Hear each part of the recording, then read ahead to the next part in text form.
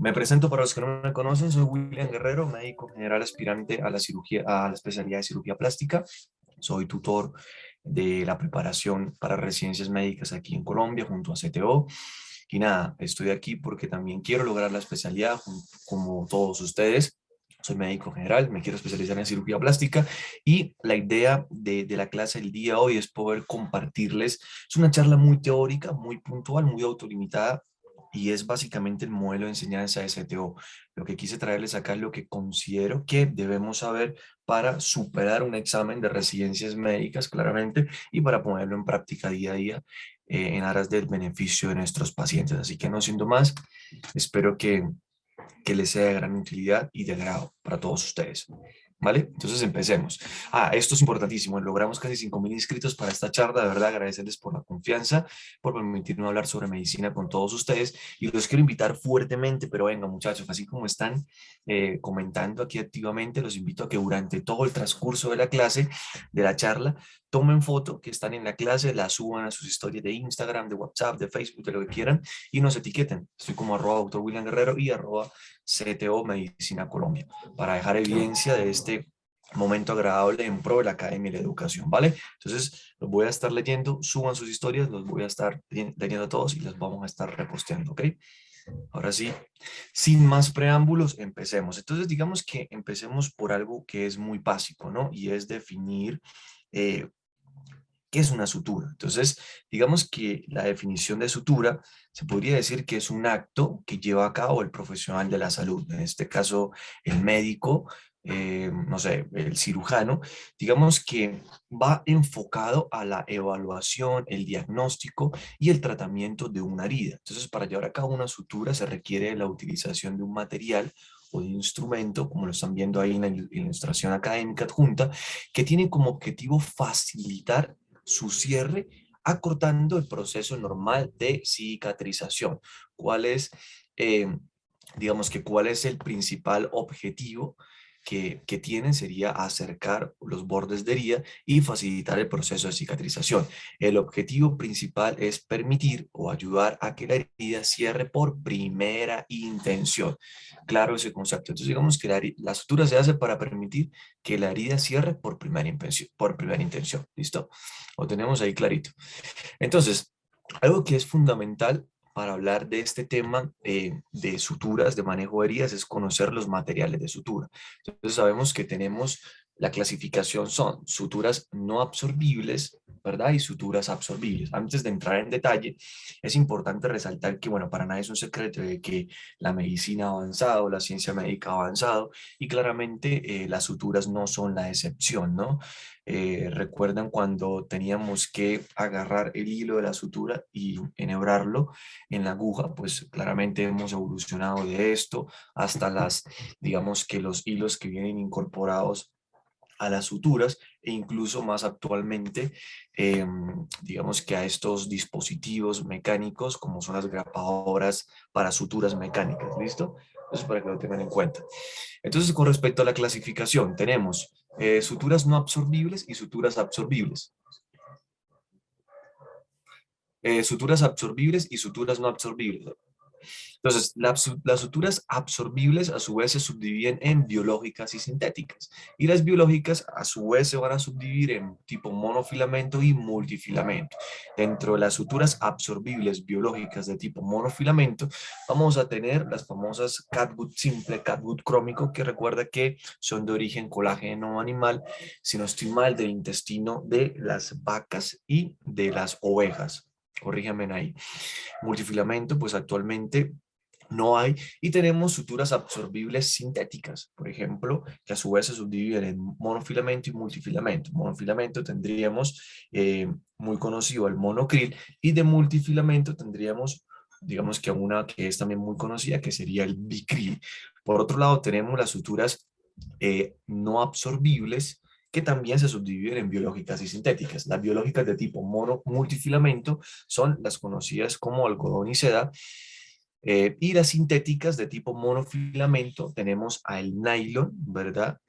Y al polipropileno o famoso prolene, que ya probablemente muchos de ustedes lo han escuchado. Por otro lado tenemos de tipo multifilamento, en donde vamos a encontrar el nylon trenzado y el poliéster. Entonces, clarito el concepto hasta acá, ¿o no?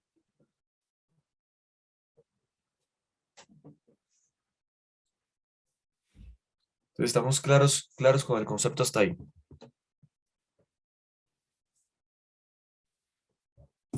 ¿Sí?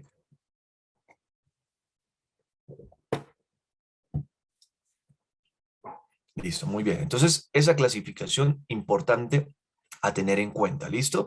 Ya dijimos, evolucionamos desde las heridas, perdón, desde las suturas que teníamos que enhebrar, pues la aguja con el nylon, pasamos a las suturas sintéticas donde viene adherido ahí y las grapadoras mecánicas para realización de suturas. Entonces, esto es muy importante a tener en cuenta, ¿listo? Entonces, claro, hablamos de los materiales de sutura, pero es importante, digamos que referenciar de que debe ser un material de sutura ideal, con la idea de poder unir los bordes de la herida con la fuerza suficiente mientras ocurre el proceso normal, digamos, de cicatrización, ¿no? Sin aumentar el riesgo de infección, claramente, y sin actuar como un cuerpo extraño, ¿listo? Entonces, esta tabla me gusta mucho, ¿por qué? Porque mira, los materiales de sutura, ojo a esto, que se hidratan, como por ejemplo, son la mayoría de las suturas absorbibles, especialmente las multifilamentosas.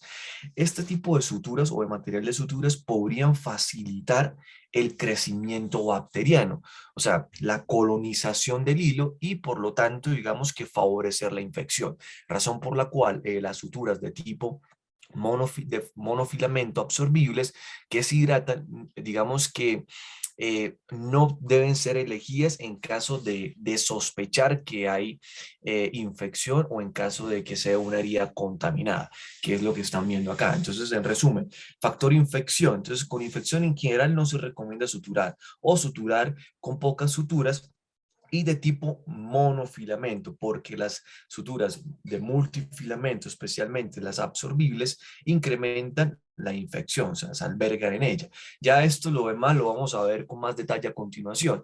Desde el punto de vista del factor de extensión y localización, sabemos que para la cara en general se utilizan grosores de tipo 5,0, 6,0, para microvasos 9,0, 10,0, que ya implicaría, digamos, que la utilización de microscopios para favorecer la visualización de estas, para la piel del área general en promedio 3,0 y 4,0, para tejidos lesionados, por ejemplo, desde el punto de vista de los tejidos lesionados, ya lo vamos a objetivizar más adelante con mayor detalle, para vasos sanguíneos, piel, tendón, polipropileno, nylon, ¿verdad? Para tejido celular subcutáneo, mucosas genitales, claramente las suturas absorbibles.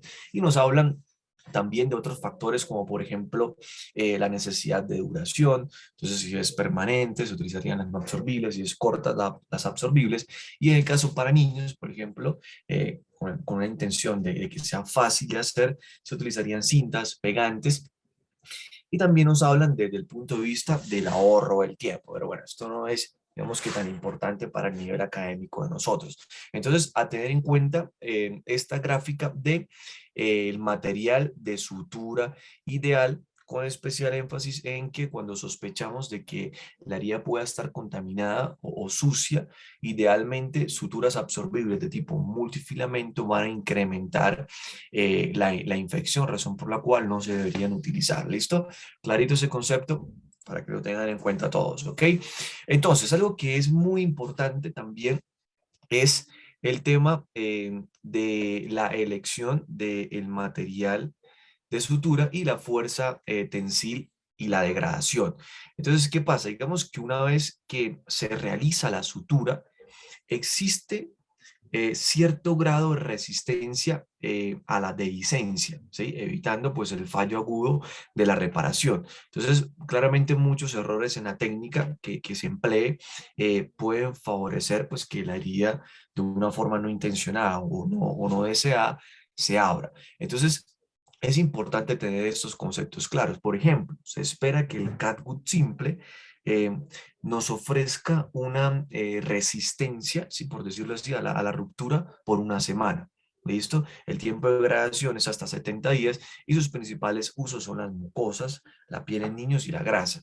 El mismo concepto para el carbón cromado, se espera que ofrezca una resistencia en promedio de 2 a 3 semanas.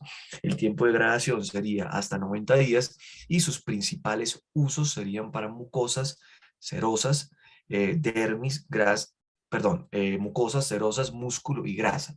¿Listo? Bicril el 65% a las 2 semanas de permanencia de la fuerza tensil de suturas y el tiempo de degradación es de 70 a 90 días. Sus principales usos para fascias, músculo, dermis, grasa, tendón e intestino. Y así sucesivamente, para que lo tengan en cuenta y le puedan tomar, digamos que capture a esto y de esta manera lo repasan en sus estudios independientes. Entonces es muy importante también tener en cuenta la elección del material de sutura, la fuerza tensil y el concepto de degradación. Ahora bien, pasamos a hablar del calibre o el grosor, perdón, del material de sutura. Entonces sabemos que hay variedad en los tamaños, ¿no? Digamos, de los hilos. Pueden ir desde suturas gruesas alrededor de 1 milímetro de diámetro hasta suturas que son mucho más delgadas que un cabello humano, ¿sí? Que se utilizan pues en reparación bajo microscopio. En teoría, a mayor calibre, mayor fuerza tensil de la sutura. Entonces, aquí estamos viendo, pues, digamos que esta tablita donde nos dice que, por ejemplo, suturas 1, 0, 1 y 2 se utilizan para el cierre de útero, cesárea, para fascias, para aplicaturas, para anclajes tendinosos, tenorrafias de grandes tendones, fijaciones óseas y fijaciones de drenajes. 2, 0 se usa su utilidad sobre todo o su aplicación es para fascias, músculos y tejido subcutáneo. 3040 sabemos que en general sería para la piel distinta a la cara, para el cuero cabelludo, para el intestino, para la mucosa, para los tendones y los músculos, ¿verdad? 5060, perdón, sería uso en cara, niños y cirugías delicadas. 7080 ya van a requerir, digamos que utilizar estas lupas que usan los cirujanos, pues que tienen una intencionalidad de magnificar la capacidad visual, de una magnificación visual, y se van a utilizar para reparación de conjuntivas, vasos, nervios, como lo estamos viendo acá, ¿no? Mire, más o menos vamos en 7080 y vemos cómo la cirugía oftalmológica, pues, es una cirugía en la cual generalmente se utilizan este tipo eh, de suturas. 9-0, 10-0, cirugía microvascular, requiere microscopio. Por ejemplo, también ese tipo de suturas se utiliza en trasplantes cuando se hacen colgajos libres o reimplantes. Entonces vemos cómo hay diferencias en los calibres, dependiendo del calibre va a ser la numeración y dependiendo de estos dos puntos de corte van a ser, digamos que sus usos, ¿no? Entonces, vemos 2-0, 3-0, 4-0 para cirugía corriente, por ejemplo, cirugía plástica, 5-0, 6-0, volvemos a repasar, más de la cara, 7-0, 8-0, dijimos que, por ejemplo, reparaciones conjuntivales de vasos sanguíneos, de nervios, que se utilizan, pues, digamos que con la utilización de lupas, y ya de ahí en adelante, 9-0, 10-0, pues, digamos que se requeriría microscopio, ¿no? Como lo estamos viendo en la ilustración académica, ¿listo? Algo que también es importante es resaltar otras características y desarrollos de las suturas. Entonces, miren lo que dice ahí. Digamos que se vienen desarrollando cambios en las superficies de la sutura a las cuales se le añaden irregularidades de puertas que pueden ser o bidireccionales para facilitar su uso sin tener que hacer nudos. Se han creado suturas de doble hilo en una sola aguja a la manera de un asa que permite evitar el nudo inicial. Y también se hablan de suturas con doble aguja, una a cada extremo del hilo, lo que facilita, digamos que suturas circulares que tienen, digamos que, aplicabilidad o utilidad en la cirugía vascular. Entonces, unos daticos ahí también extraídos del libro del profe, que hace referencia a otras características y desarrollos de las suturas para que lo tengamos en cuenta. Algo que es muy importante a la hora de elegir el material para suturas es tener en cuenta las agujas, ¿no? Digamos que existen distintos tipos de agujas incorporados a los hilos de sutura. La mayoría tienen forma de semicírculo, como lo están viendo acá en la ilustración, y es menos frecuente que se utilicen agujas rectas, ¿no? La punta de la aguja, sobre todo, es un punto de corte decisivo a la hora de tomar la elección de qué material de sutura vamos a elegir. Entonces, por ejemplo, vamos a poner dos ejemplos. Para la piel de la palma de las manos, para la piel de la planta de los pies, que acuérdense que tiene un estrato que es el estrato lúcido, ¿verdad? Para la piel del cuero cabelludo.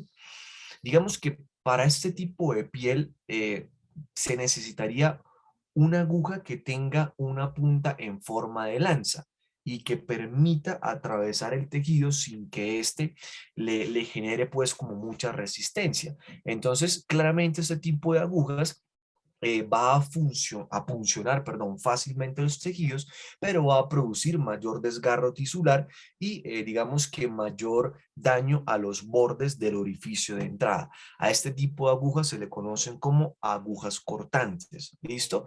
Por otro lado, por ejemplo, en tejidos que son ya delicados, por ejemplo, no sé, la pared del intestino, la pared de los vasos sanguíneos, ¿sí? Eh, en donde digamos que, claro, que utilizar una punta aguja con estas características, pues va a producir daños que son innecesarios, ¿no?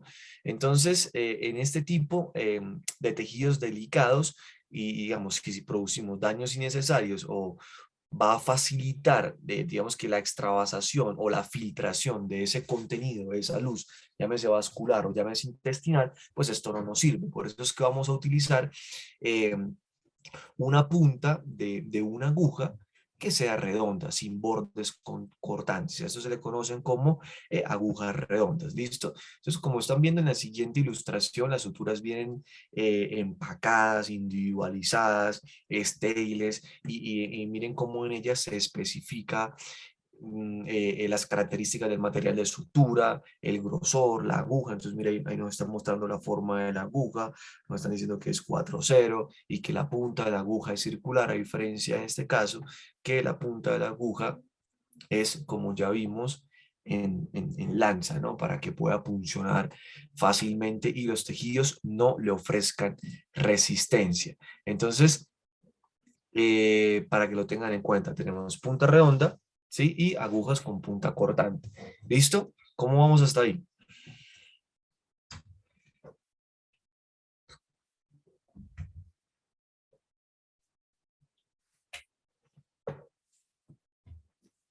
Muy bien.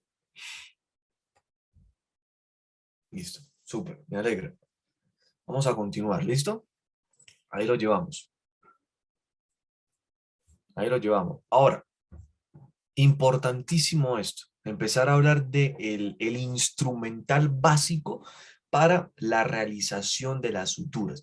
Entonces, todos los profesionales del área de la salud, en teoría, aunque durante la preparación del pregrado de medicina, pues yo no sé ustedes, pero digamos que no se hace mucho énfasis en esto, ¿no? Claro que eso depende del interés de cada quien, del enfoque, si quieres, digamos que hacer una especialidad clínica o quirúrgica. Pero en teoría todos deberíamos conocer este instrumental. Sí es cierto que los nombres son un poco tediosos de recordar porque son, digamos que atribuidos a los creadores y esto capaz que dificulte la capacidad de evocar esta información. Sin embargo, es importante conocer que existen, conocer sus nombres, conocer la utilidad, para de esta manera poder utilizarlas en pro del beneficio de la salud de nuestros pacientes y evitando ocasionar daños. ¿Listo? Entonces, vamos ahí. Entonces aquí estamos viendo el instrumental quirúrgico básico. Estas son, que no puedo manipular esto, estas son lo que viene siendo las pinzas de disección de distintos tamaños y usos. ¿Listo? Entonces, miren, las imágenes que están viendo en la ilustración, las imágenes uno 2 y 3, perdón, uno 2 y 4 se le conocen como pinzas de relojero. ¿Listo? De puntas finas para microcirugía. La imagen 3 está representando la manera correcta de manipulación de las pinzas de disección, que no es como agarrar, digamos, un cubierto de la mesa, ¿no? Sino, digamos que la idea es como si hacer como si fuese una prolongación de nuestros dedos para facilitar su utilidad. ¿Listo? Las imágenes 5 y 6 que están viendo allí se le conocen como pinzas de Abson, son para trabajos delicados como por ejemplo suturas de la piel. 7 y 8 son las pinzas de disección corrientes, una con garra y la otra sin garra. ¿Listo? La 9 se le conoce como pinza rusa y la 10 es la pinza de disección sin garra larga, que es de utilidad, por ejemplo, para cirugías de la cavidad abdominal o, por ejemplo, para cirugías de la cavidad torácica. ¿Listo? Para que lo tengamos en cuenta. Entonces, en teoría, el principal instrumento de manipulación del cirujano y pues de los tejidos son las manos del médico. Sin embargo, todos estos instrumentos quirúrgicos nos van a permitir magnificar nuestras habilidades porque nos van a posibilitar manipular los tejidos de una forma, digamos que más precisa, eh, y con la idea digamos que de evitar lesionarnos, ¿sí? Y con la idea de evitar lesionar al paciente, ¿no? Entonces, esta es la idea y este es el concepto, ¿listo? Ahora bien, pasamos a la siguiente diapositiva. Aquí estamos hablando de los separadores de tejidos de menor a mayor. Entonces, en la imagen 1 y 2 pueden ver los ganchos de piel sencillo y doble. Gancho de piel sencillo y gancho de piel doble, ¿listo? El 3 es el separador en rastrillo. El número 4 es el separador de Miller. Número 5, el Richardson. El número 6 representa perdón, el número 5 es el Farabeuf. Me equivoqué. Número 5 Farabeuf. El número 6 es Richardson. Y el número 7 es la valva maleable. En el 8 tenemos el Diver. En el 9 tenemos la válvula o la valva, perdón, de separador abdominal. Los más utilizados en cirugía plástica son el número 1, el número 4 y el número 5. ¿Listo? Ahora vamos a hablar de los portaagujas. Entonces, los portaagujas, digamos que son eh, utilizados exclusivamente para el manejo de las agujas, como su palabra lo hizo, ¿verdad? Y también para el manejo de los hilos. Se diferencian en su diseño de las pinzas de tejidos o hemostásicos. Y tenemos, por ejemplo, en los números 1 y en la ilustración número 2, que son de uso en microcirugía, por ejemplo, y corresponden a estos portaagujas que son como de resorte, como lo pueden ver en la ilustración. Los números 3, 4 y 5 se manejan de manera convencional. ¿Listo? Claramente esto se va, o sea, el tamaño se va a elegir dependiendo del tamaño del hilo y de la aguja.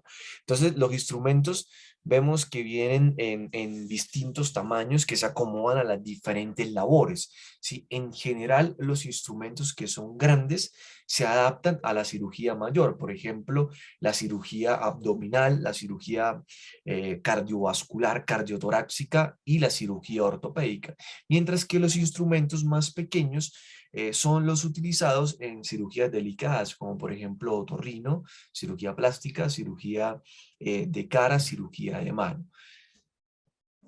Ahora bien, con respecto a las hojas de bisturí, como pueden ver, vienen en empaques que son individuales, que son claramente estériles.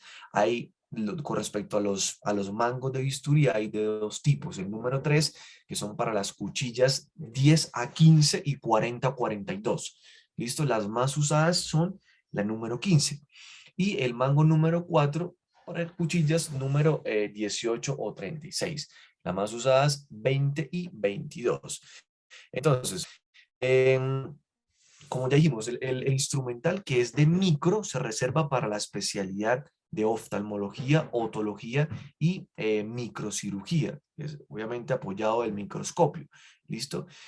y se deben diferenciar claramente lo que vienen siendo las pinzas hemostásicas de los portaagujas. También es necesario conocer las diferencias entre las tijeras para tejidos y las que son utilizadas para material, como estamos viendo en la siguiente ilustración. Entonces, las tijeras para tejidos nunca se usan para cortar suturas porque les va a hacer perder el hilo, ¿no? Les va a hacer perder la precisión. Entonces, las ilustraciones número 1 y número 2, como vimos anteriormente, son para microcirugía. ¿Listo? Los números pares, o sea, la 2, la 4 y la 6, se utilizan para cortar suturas. La ilustración número 5 es la tijera más usada para los tejidos. O sea, la tijera de tejidos más usadas es la ilustración representada con el número 5, que se le conoce como el Metzen. Y la 6 corresponde a la ilustración de la tijera que es más usada para cortar material de sutura, que es la que se le conoce como de mayo curvo, para que lo tengan en cuenta. Las pinzas hemostásicas y de tejido. Las pinzas hemostásicas Kelly y mosquito se usan para ocluir vasos sanguíneos mientras se ligan y para también, digamos, que fijar temporalmente los hilos que sirven como reparos. Entonces aquí estamos viendo la ilustración. La imagen 1 corresponde a la Rochester curva. ¿Listo? Entonces miren cómo es la manera correcta de utilizarla, que es que se introduce la falange proximal del cuarto dedo y del primer dedo. Los demás dedos se van a utilizar para apoyarle y para darle como precisión y dirección. La imagen 2, Kelly o hemostásica curva. Imagen 3, Kelly Addison, muy usada en cirugías vasculares. ¿Listo? La imagen 4 que están viendo acá. La 5 se le conoce como cístico para su, digamos que, angulación longitudinal y delicadeza, y es muy útil o tiene indicación para vía biliar, para disección y para ligadura de vasos sanguíneos. Por otro lado, tenemos en la ilustración representada con el número 6, el ALICE para reparar tejidos, y la ilustración 7, que es la que se le conoce como Kocher recta. ¿Listo? Entonces este es el concepto básico de lo que vienen siendo las pinzas hemostásicas y de tejidos. Ahora pasamos a las cánulas de succión. Acuérdate que en teoría las maneja el asistente y sirven para aspirar tanto el humo producido durante la intervención quirúrgica por el electrobisturí y también para aspirar la sangre o los líquidos que continuamente están en la herida, ¿no? Entonces la intencionalidad de esto es mantener el cambio limpio y de esta manera, perdón, darle luz verde al cirujano para que tenga una adecuada visualización de las estructuras anatómicas y de todo el campo en el cual está interviniendo quirúrgicamente. Entonces, ahí vemos en la imagen de arriba la cánula Fraser, que es muy usada en heridas pequeñas y cavidad nasal. Y también tenemos la de abajo, que se le conoce como cánula de Yankauer. Discúlpame ahí la pronunciación por si está mal, ¿listo? Y aquí finalmente tenemos como una tabla que nos resumen el instrumental básico según tamaño. Se las dejo ahí, no vamos a puntualizar mucho sobre esto, sino es para que le tomen fotos si la necesitan para sus procesos de estudio independiente. Entonces, como todo en medicina, las suturas también tienen indicaciones. Entonces, como ya dijimos, el objetivo de las suturas va a ser favorecer el cierre primario de las heridas de la piel. ¿Listo? ¿Por qué? Porque es que probablemente si tú dejas para que la herida cicatrice por segunda intención, claramente pues esto va a tener repercusiones desde el punto de vista estético porque va a favorecer la formación de hipertrofia, de hundimientos, de deformidades, la formación también de queloide, ¿sí? Porque ahí se activan los procesos, estos procesos de contracción y de epitelización que pues terminan mal. Listo, siempre se van a preferir las suturas cuando la herida requiere una aproximación cuidadosa. Por ejemplo, cuando las laceraciones cruzan la línea de tensión de la piel, que son las famosas de Lamher, ¿listo? O cuando las heridas comprometen estructuras anatómicas que son importantes tanto desde el punto de vista funcional como desde el punto de vista estético, como por ejemplo la ceja o el borde de Bermellón. Las heridas que son limpias y que no están infectadas en cualquier parte del cuerpo humano en pacientes sanos, generalmente se pueden cerrarse hasta 18 horas tras el evento o digamos que el momento en el que se ocasionó la herida sin aumentar significativamente el riesgo de infección de esa herida. Ya, por ejemplo, en la estructura anatómica localizada de la cara, como hay menos riesgo de infección o en teoría de mala cicatrización, las heridas faciales pueden cerrarse principalmente hasta 24 horas después de la lesión en todos los pacientes. Ya habrán pacientes puntuales, ¿sí? Individualizados, como por ejemplo pacientes cuyas heridas no tengan o no sugieran datos de infección, pacientes que sean sanos, pacientes que tengan heridas de fácil aproximación, en donde el cierre de las heridas de la cara se puede llevar a cabo hasta 48 o incluso 72 horas después de la lesión. ¿Listo? Entonces, ahí vamos. ¿Listo? ¿Qué más? ¿Qué más tenemos? No se le olviden subir las historias y mencionarnos a CTO y a mí. Entonces, ¿qué pasa? Hablemos ahora de las contraindicaciones absolutas para la realización de una sutura.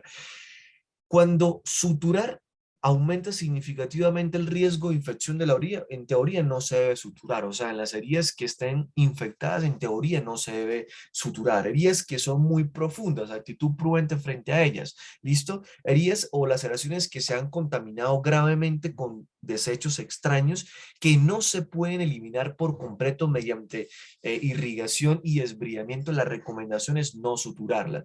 Heridas superficiales en las que tú llegas, analizas al paciente y dices que de pronto le vaya mejor no suturándola que suturándola, que de pronto el hecho de suturarla aumenta el riesgo de que cicatrice mal y el riesgo de que se infecte versus el hecho de permitirle que cierre por sí sola, ¿listo? Pero claramente tendrían que ser heridas superficiales, ¿no? ¿Cuáles son las contraindicaciones relativas? Ojo a esto, mordeduras de perros y de gatos. Esto, aunque no, digamos que puede ser un tema para una próxima charla, ¿por qué no? El tema de abordaje de heridas por animales, por perros, por gatos, pero en teoría, como contraindicación relativa a las mordeduras de perros y de gato, a excepción de las heridas faciales y otras heridas que sean potencialmente estéticas, no se deberían suturar. La mayoría de las mordeduras humanas, excepto heridas faciales y otras potencialmente cosméticas, dice Up to Date. Heridas que no sean fáciles, que tengan más de 24 horas en pacientes con factores de riesgo de infección o cicatrización deficiente. Por ejemplo, estos pacientes que están con inmunocompromiso, pacientes con enfermedad arterial periférica, pilas a esto, eso es muy importante en cirugía plástica, incluso para el tema de injertos, de colgajos, la enfermedad arterial periférica, diabetes mellitus, especialmente cuando se retrasa la presentación desde el momento de la lesión. Por ejemplo, esos pacientes añosos, inmunocomprometidos, con comorbilidades, que lleven más de 18 horas de haberse lesionado, o que el sitio de la herida sea más propenso a la infección, como por ejemplo las manos o los pies. Las laceraciones con pérdida significativa de tejido en las que la sutura puede ocasionar demasiada tensión a lo largo de la línea a lo largo de la línea de sutura, en teoría es una contraindicación relativa para llevarla a cabo.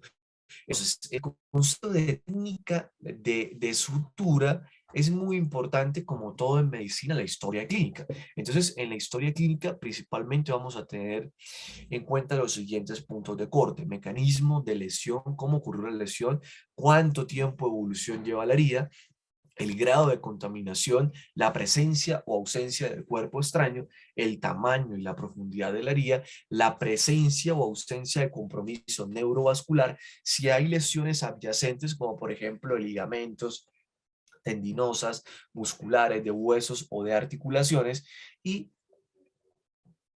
el potencial de deterioro de la cicatrización de heridas. El otro tema muy importante para repasar, como los puse acá en esta tabla, es el concepto de la necesidad de profilaxis antitetánica. Entonces, digamos que nos ubicamos en dos escenarios, si es una herida limpia y menor o si son otra herida diferente, o sea, por ejemplo, una herida contaminada o una herida de mayor tamaño, más importante. Entonces, si el paciente tiene menos de 3 dosis o el antecedente es desconocido, digamos que tendría indicación de colocar toxoide tetánico, pero no tendría indicación de administrar inmunoglobulina antitetánica humana. ¿Listo? Por otro lado, para las demás heridas, o sea, las diferentes, herida limpia y herida menor, tendría indicación cuando el paciente tiene menos de 3 dosis o es desconocido de administrar tanto toxoide tetánico, la vacuna que contiene el toxoide tetánico, como la inmunoglobulina antitetánica humana. Otro contexto o escenario clínico sería que el paciente que tiene 3 o más dosis de toxoide tetánico. Si la herida es limpia y menor, solo, dice la literatura, se administraría de toxoides si la última dosis se administró hace más o 10 años, o sea, o 10 años o más, tendría indicación de administrar toxoide tetánico. La inmunoglobulina antitetánica humana en este escenario clínico no tendría indicación. Ahora, para todas las demás heridas, solo se administraría o indicaría toxoide tetánico si la última dosis se administró hace 5 o más años y no tendría indicación de indicar inmunoglobulina antitetánica humana. Entonces, tómenle fotico a eso. De todos modos, ahí lo pueden encontrar en UpToDate. Algo que también es muy importante en la técnica de la sutura, la técnica básica de la sutura, es el concepto de preparación y el concepto de los guantes. Entonces, claramente para uno llevar a cabo una sutura tiene que tener un conocimiento previo de la anatomía humana, tiene que haber tenido en cuenta todos los puntos de corte de la historia clínica, si hay lesiones subyacentes, tiene que tener un entrenamiento previo de la técnica, esto es muy importante, aunque siempre habrá una primera vez, es como todo, y claramente debe contar con todos los recursos necesarios para llevarla a cabo eficientemente. Con respecto a los guantes, recuerden que los guantes se van a calzar después de haberse realizado el lavado de las manos, después de haberse secado las manos. Los guantes son indispensables para el concepto de asepsia y antisepsia para mantener tanto la seguridad de nuestro paciente como nuestra seguridad, ¿sí? Generalmente los guantes son de látex, como están viendo, y tienen en su interior una mezcla de un polvo que facilita su inserción, pues la inserción de la mano o calzarlos. Entonces, sabemos que tenemos los guantes estériles y los guantes que son, entre comillas, limpio o de protección o no estériles, sobre todo son para examinar a nuestros pacientes, ¿sí? Entonces, los guantes estériles vienen empacados por pares, claramente están bien marcados. Es importante tener en cuenta el tamaño. Ahí estamos viendo 2 pares de guantes estériles y una caja de guantes limpios de examen, ¿no? Que no son estériles, no podemos confundir eso, ¿listo? ¿Qué más podemos decir? Importante la talla, en mi caso yo soy 7,5, es importante que ustedes pues tengan claro qué tipo de talla son, ¿listo? ¿Por qué? Porque es que si te lo pones muy grandes o te los pones muy pequeños, pues probablemente esto pueda impactar negativamente en tus habilidades quirúrgicas, ¿listo? Y algo que es importante, como están viendo en la ilustración, es también por ahí repasar el concepto de cómo colocarse adecuadamente los guantes estériles sin ir a contaminarlos. De esto hay videos en YouTube o literatura que es muy fácil interpretar. Un concepto importante es que se requieren un par de guantes para la fase de antisepsia y otro más para la fase de realización de la sutura. ¿Listo? ¿Cómo vamos hasta ahí?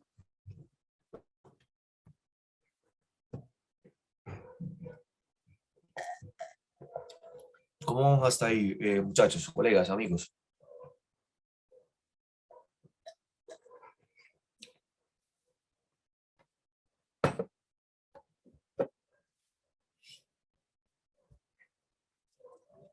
Vale, me alegra que lo estén entendiendo. Conceptos muy prácticos, o sea, en CTO vamos al grano y vamos a a compartir lo que consideramos que debemos saber para superar un examen de residencias médicas y cumplamos el sueño de entrar a la especialidad. Así que continuamos. Ojo a esto, anestésico local, vasoconstrictor interrogado. Entonces, claramente, algo que es muy importante es el tema de la anestesia local, ¿no? Hace parte del abordaje holístico integral de los pacientes, o sea, siempre la intencionalidad es ocasionar el menos, o sea, que el paciente no siente, sin más que decir.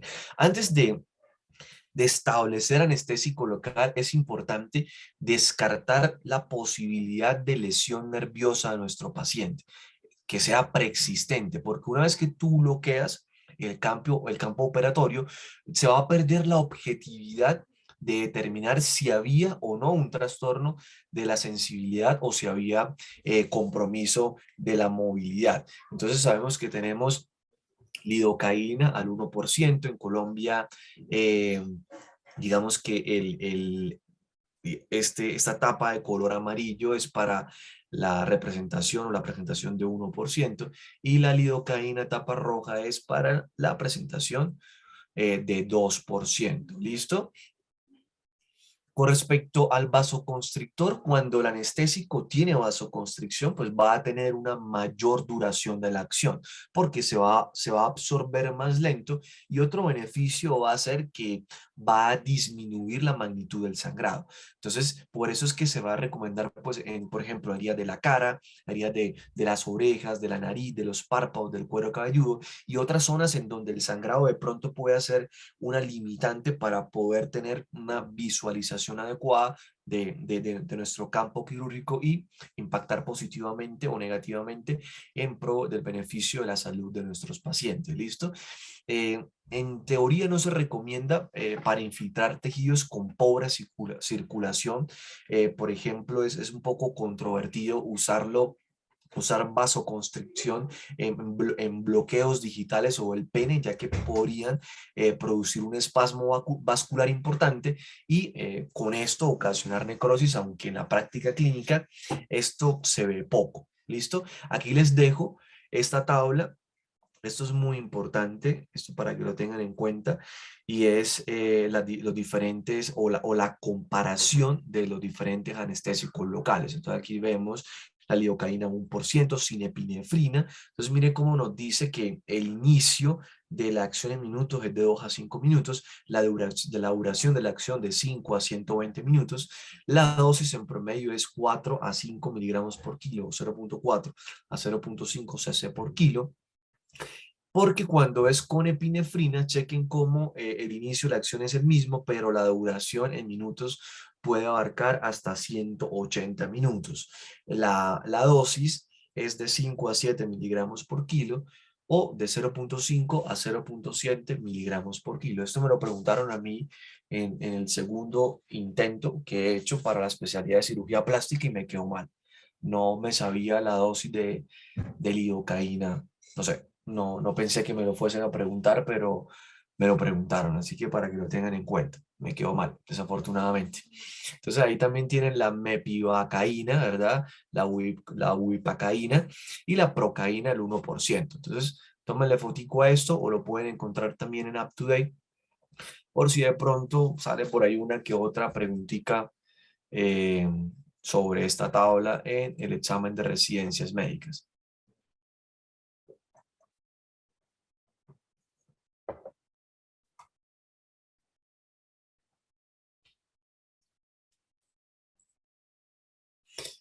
Ahora, en la técnica básica de sutura también es muy importante el tema del lavado y la antisepsia. ¿Listo? Entonces, lavado y antisepsia.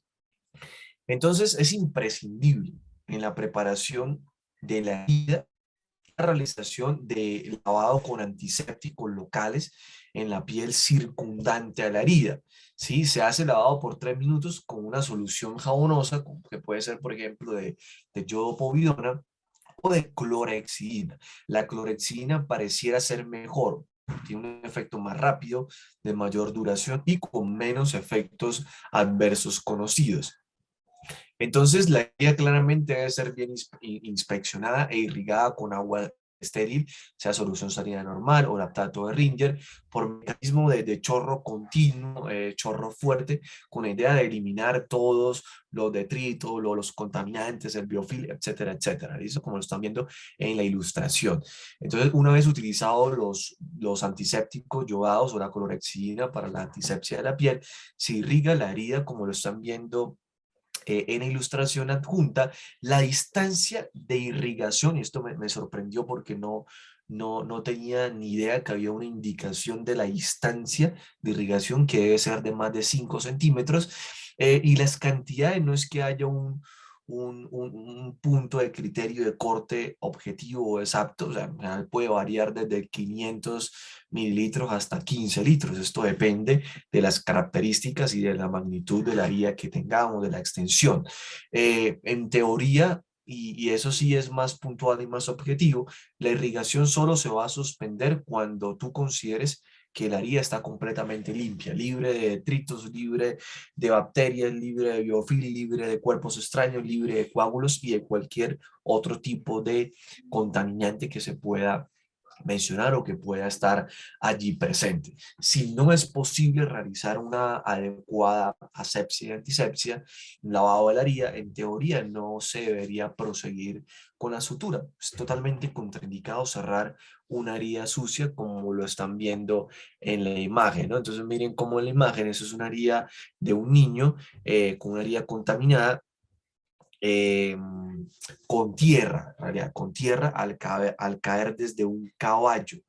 Llevaba 12 horas de evolución. Entonces, miren en la ilustración adjunta, ven cómo después de bloquear con un anestésico vasoconstrictor, se retiraron las costras, los contaminantes y se suturaron por planos las heridas del labio. Listo, se dieron antibióticos sistémicos y este paciente evolucionó satisfactoriamente. Otro punto de corte a tener muy en cuenta es, de hecho, esto es más importante hasta que realizar la sutura, porque esto sí es un punto de corte, un factor que puede amenazar la vida de nuestro paciente y es el tema de la hemostasia.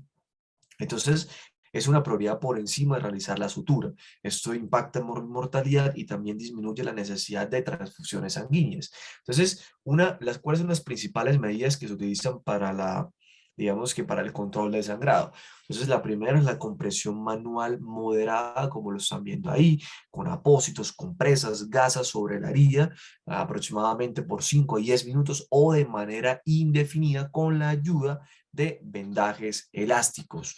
La presión que debemos ejercer debe ser suficiente para ocluir los capilares que están sangrando y las venas sin bloquear, sin ir a bloquear el flujo sanguíneo arterial. Lo otro es el torniquete. ¿Sí? Que tendría indicación como, más bien como una medida de salvamento, por ejemplo, una extremidad con una lesión que esté con un sangrado importante. ¿Listo? Para que lo tengamos en cuenta.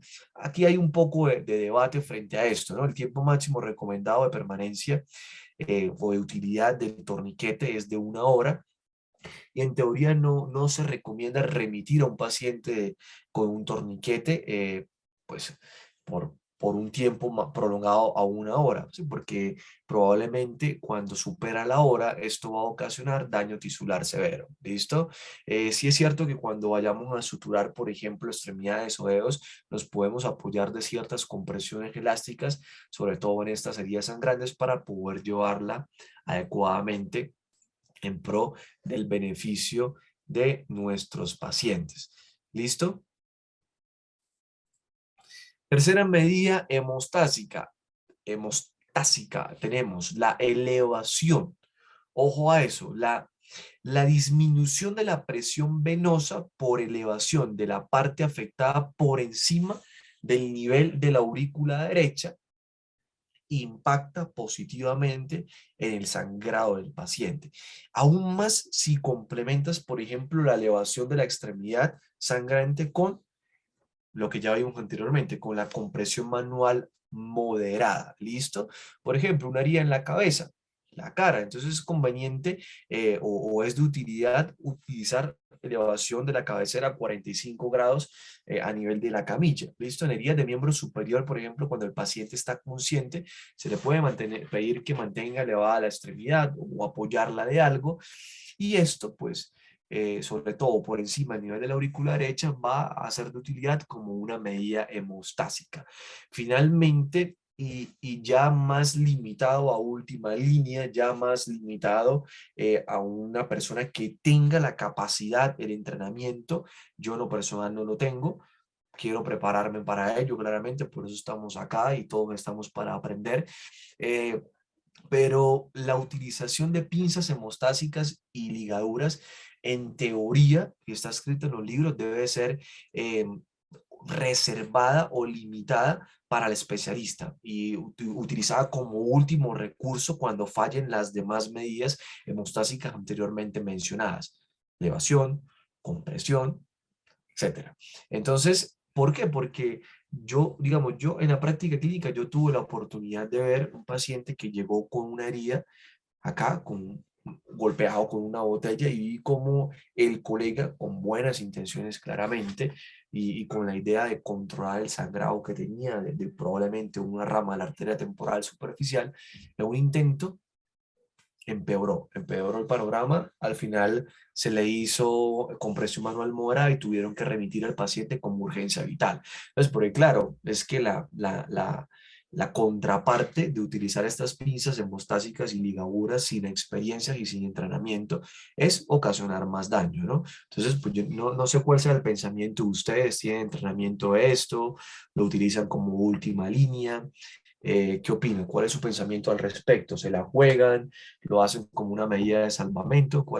¿Qué opinan ustedes al respecto de las pinzas hemostásicas y las ligaduras?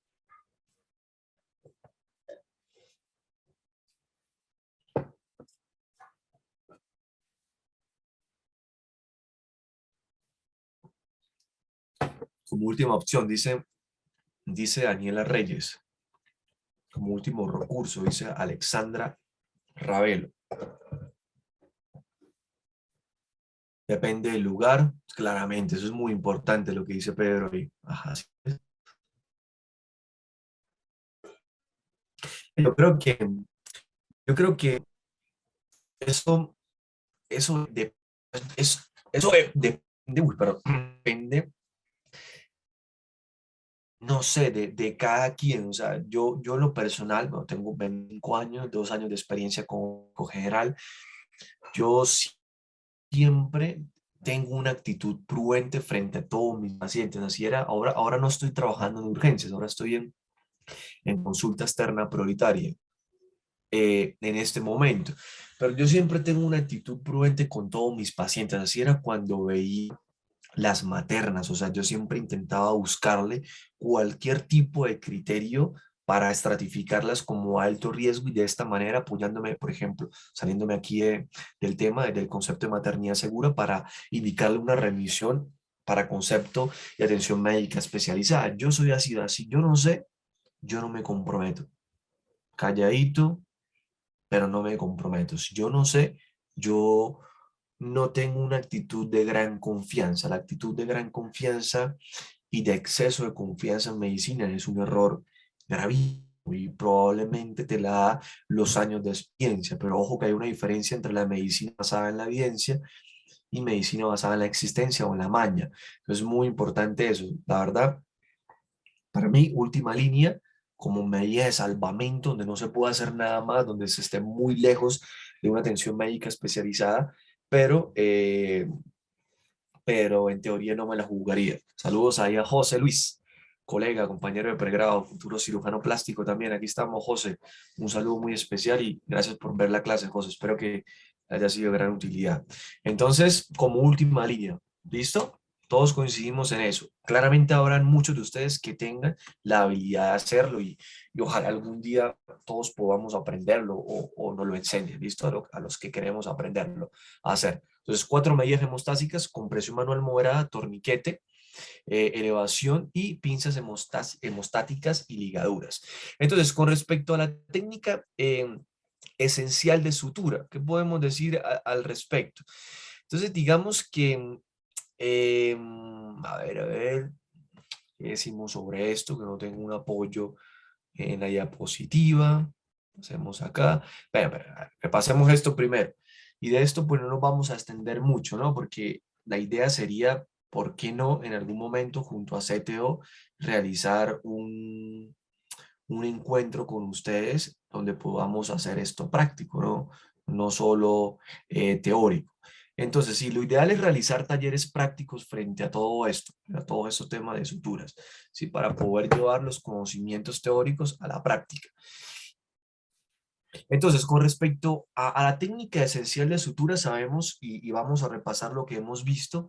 Todos estos instrumentos no lo vamos a manipular como se manipulan las herramientas del hogar, por ejemplo, las tijeras comunes que tenemos acceso allá en nuestros hogares o los cubiertos de mesa.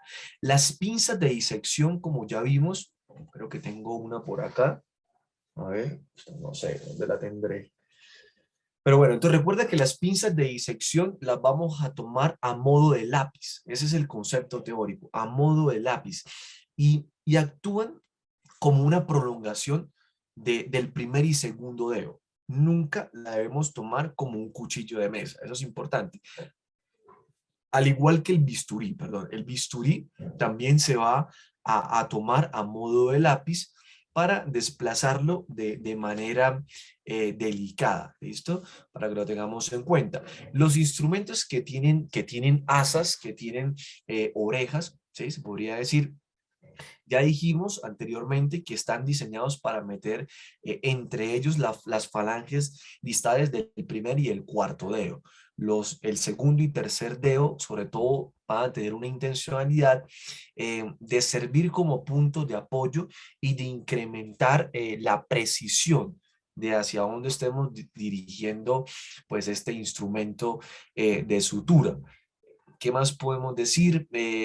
Las pinzas hemostásicas, por ejemplo, y los portagujas eh, van a venir, ¿cómo decirlo? Como equipados con un mecanismo de cremallera, que sabemos que los bloquean, ¿sí? Y que, pues, vamos que ahí el entrenamiento nos va dando la habilidad para soltarlo.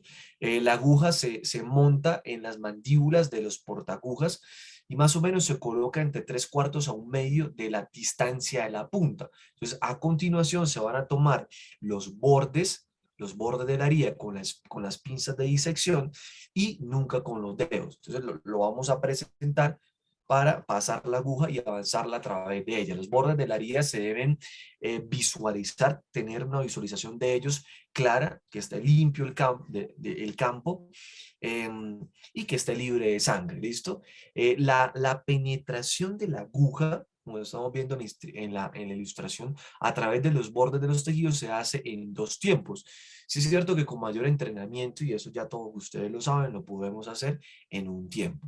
En general, la sutura se efectúa o se lleva a cabo de derecha a izquierda, como estamos viendo en la ilustración, y de distal a proximal. Habrán situaciones puntuales en donde tenga indicación hacer un punto central y luego uno en cada mitad y así sucesivamente, como es esto que estamos viendo en esta ilustración. ¿Listo? Entonces, digamos que para garantizar, por decirlo así, la posición adecuada, mírenlo acá, la posición adecuada, se me pone lento, perdón, el mouse. Entonces, para garantizar la posición adecuada de la herida sin exceso de tejido en un lado, a eso también se le conoce a veces como la oreja de perro, el médico generalmente coloca un punto a este nivel, o sea, un punto central. ¿Listo? Un primer punto en la línea media. Los siguientes 2 puntos, pues, ¿a dónde irían? A ambos lados. Y así continúa a partir de este concepto y de estos otros 2 puntos de corte, continúa sucesivamente la realización de la sutura. Entonces recordemos, solo por mencionar, sería mejor hacer un taller de suturas, escriban a CTO, no sé qué opinan ustedes si hacemos un taller de suturas por sus ciudades, por sus países, ¿Irían o no? ¿Irían a practicar suturas con nosotros? Miren, vamos a grabar esto. El teléfono lo tengo por acá, vamos a grabar esto. Miren, para dejar evidencia para que CTO se ponga las pilas. Gente, ¿ustedes quisieran que hiciéramos una gira por Colombia, por América Latina, haciendo un taller de suturas práctico y teórico para todos ustedes? Anderson, estás totalmente responsabilizado de esto, mira. No lo digo yo, lo dice nuestra comunidad, nuestros amigos, colegas, estudiantes del CTO. Entonces, sí, aquí digamos que no nos extendamos mucho, ¿no? Tenemos puntos de sutura simples separados, probablemente los más usados en urgencias.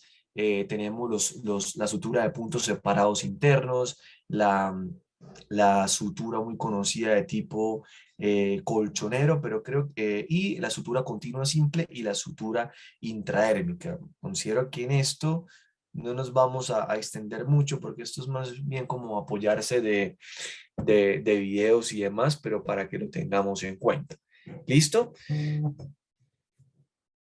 Ahí me están escribiendo, miren, me están escribiendo que toca hacer una gira, que quieren que hagamos una gira por Colombia y por habla hispana junto a CTO.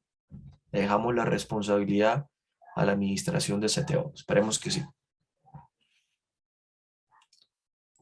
Ahora bien, esto es muy importante, el retiro de los puntos de sutura.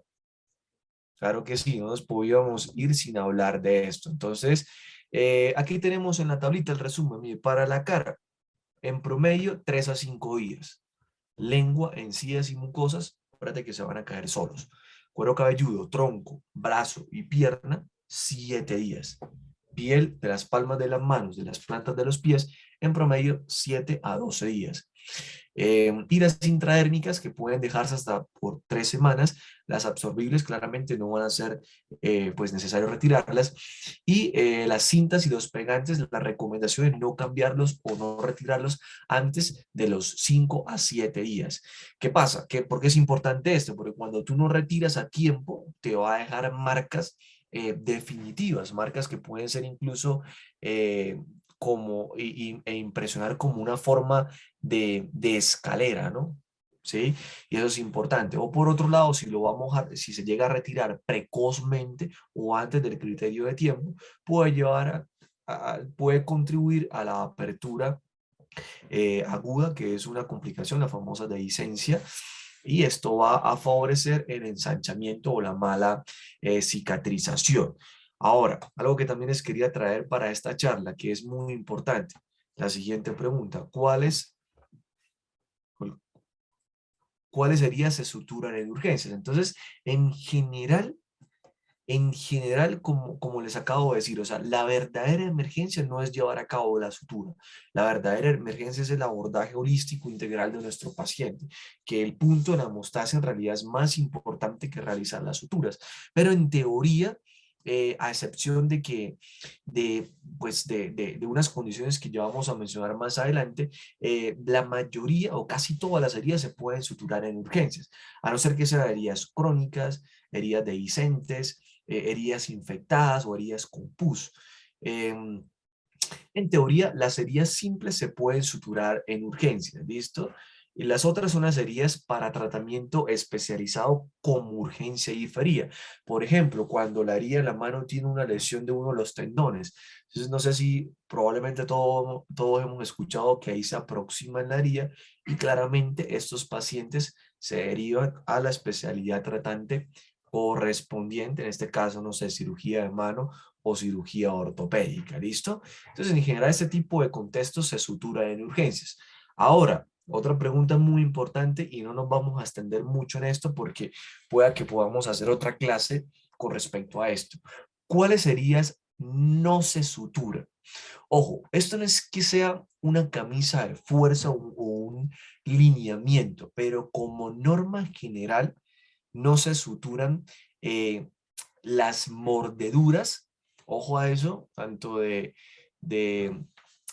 las mordeduras humanas ¿sí? Por el componente pues infeccioso y estético que tienen más cuando son en la cara, ¿no? Entonces, y son la puerta de entrada del tétano y de varias infecciones virales. ¿Listo? Entonces, ¿qué pasa? Que digamos que siempre se ha creado ese concepto que están ahí, ¿no? Las mordeduras no se suturan, y lo dijo un médico anónimo, ¿sí? Entonces es como una camisa de fuerza, o se ha marcado como con sangre el hecho de decir que las mordeduras no se suturan. Acuérdate que es una contraindicación relativa. ¿Por qué? Porque, por ejemplo, miren esto. Hay niveles de niveles y mordeduras de mordeduras. Atentamente, un cirujano plástico anónimo. Entonces, ¿qué pasa? Pues que si tú tienes, digamos, como este caso, una niña herida perdón, mordida por un perro en la cara, eso se tiene que suturar. Esto, una herida humana en una riña con compromiso prácticamente de todo mi labio izquierdo, eso se tiene que suturar. Al igual esto, una mordedura de perro, y no necesariamente en la cara, heridas profundas, dispersas, en las que tú consideres que la probabilidad de que esto cierre es muy baja. Entonces no es que es una camisa de fuerza que una herida por mordedura a un animal no se va a suturar. Entonces, para que lo tengan en cuenta, el concepto claro, no es una camisa de fuerza. Este mensaje de que las mordeduras no se suturan, porque recuerda que hay niveles de niveles y hay mordeduras de mordeduras, como lo dijo por ahí un cirujano plástico anónimo. En general, las mordeduras por animales en cara, en cuello, cuando hay compromiso vasculonervioso, cuando hay compromiso de la mano y cuando son heridas complejas, claramente esto no lo vamos a suturar en urgencias, esto hay que diferirlo, pero los cirujanos plásticos, los cirujanos de mano, claramente lo van a suturar y van a cerrar esto. Y finalmente, las complicaciones, como todo en medicina. Entonces, la falla aguda de la sutura, que es lo que se conoce como dehiscencia, es una de las complicaciones más frecuentes. Digamos que esto es como origen multifactorial, depende de si no se llevó adecuadamente la técnica realizada por el cirujano plástico, el entrenamiento, el material de sutura inadecuado, los cuidados del paciente. Entonces, esta es una de las complicaciones que se puede evitar. El tema de los anudados también es muy importante. El hematoma, que recuerda que es una acumulación de sangre o coágulos en los espacios de la herida. Es otra complicación que se puede presentar. La mejor medida preventiva del hematoma claramente va a ser la realización de una adecuada hemostasia y drenaje. Los seromas, que es una colección de material seroso debajo de la piel o del tejido celular subcutáneo. Y finalmente, pues la infección, ¿no? Todo este tipo de procedimientos, como todo en medicina, no están libres de riesgos. Y la idea no es que nos pase esto. Suturar es mi pasión. O sea, la clase, la antítesis de toda la clase es que no nos pase esto. Entonces, más o menos esta era la idea de la clase. Espero que de verdad les haya sido de gran utilidad. Disculpa los contratiempos, las demoras, pero bueno, ya sabes que es una vida compleja, que pueden pasar percances, no son intencionales, y de verdad espero que les haya sido de gran utilidad. Todo el mundo se está riendo, mira. ¿Cómo les pareció? ¿Ya subieron las historias o no? A ver, suban las historias. Los voy a leer en las historias. ¿Listo? Esperemos poder leerlo en el mensaje directo, compartir las historias que nos estén etiquetando. Y ya para finalizar, vamos a hacer una especie de quiz, porque recuerda que CTO se caracteriza por eso, por entrenarlos, o sea, por darles lo que tienen que estudiar y por entrenarlos en cómo deben responder y qué es lo que cuáles son los puntos de corte, y obviamente hacer rendir el estudio independiente para que ustedes puedan estudiar lo más probable que les pueda salir. Entonces, primera pregunta, es un ejemplo de sutura no absorbible sintética de tipo monofilamento. ¿Cuál es la opción a elegir ahí, muchachos?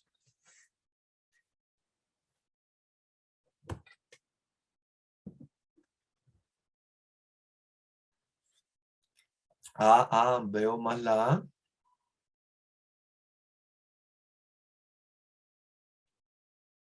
Ojito, que estoy viendo que poco me responden la C. Pilas, pilas. Bueno, capaz que eso sea algo tedioso, ¿no? De memorizar eso. Cuidas, pilas que la hace, acuérdate. Prolene es un tipo de sutura no absorbible, perdón, sintética, monofilamentosa. Segunda pregunta. ¿Una herida por mordedura de perro en la cara no se sutura? ¿Verdadero o falso?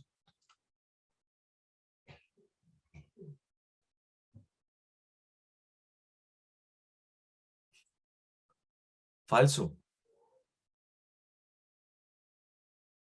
Claramente falso. Recuerde que hay niveles de niveles y hay heridas de suturas. No se le olvide esa frase. Depende, depende. Claro, también ese depende es válido. ¿Listo?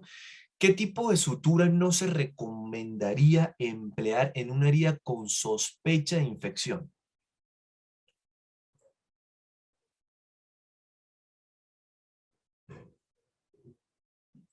Para no fallar, ¿eh? Se lo aprendieron súper bien.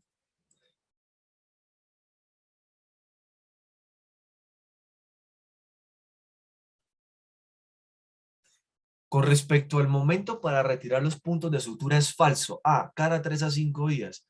B, manos y pies 5 días. C, cuero cabelludo 7 días. Y D, tronco, brazos y piernas 7 días.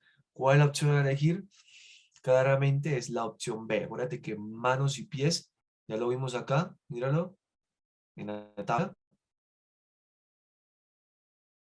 7 a 12 días. ¿Listo? 7 a 12 días.